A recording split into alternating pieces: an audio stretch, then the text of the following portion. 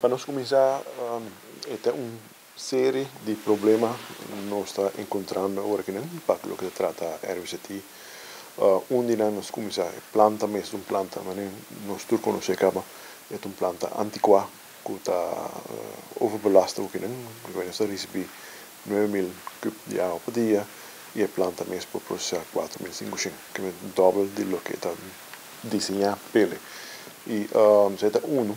De dois, nós temos uma temporada de água e o bypass,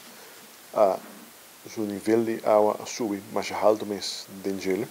e nós temos uma promessa em Alan que nós temos que fazer tomar medida preventiva no início de outubro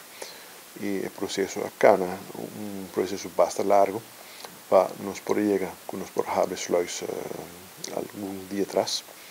E outro estava que nós encontramos mesmo com ele, que nós há 100 metros de riolering den Eagle Beach Corridor a colapso e cada nós hopi dolo de cabeça. E de caso que começar com a riolering, nós temos um destaque de contratista em hopi, consequentemente o trabalho na começar e aí era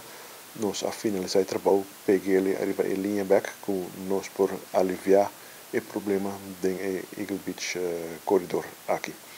Nós aqui fora, nós descartar que é quando a grande mirando a água de chove e tubo de asbesto está em um estado malo porque que outra parte não pode colapso também em próximas semanas delante, mas nós estamos ter confiança que o pior passa que depois não vai ter colapso de tubos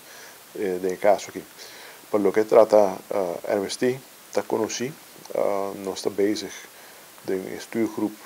para fazer overdracht na utilities Aruba NV e documento da claro Raad van Advies saca su Conselho Regional e nós estamos trabalhando junto com o DWZ Regional para nada porta lo bem claro. E eu espero que pronto saca para entregar no Parlamento e que o Parlamento por agendar para nós por tratar ainda dentro do Parlamento para nós que dia de todo lugar. Pero não está papiando para abaixo, para um lugar mais ligeiro possível. Então, para se nós chegamos agora overdragen, botem espaço na utilities urban vee, botem espaço financeiro para encadear planta de viagem e para começar com o destaque público para pôr bem com planta nova, com uma capacidade mais grande para processar também para 5.000 cubos por dia e tenho capacidade para processar água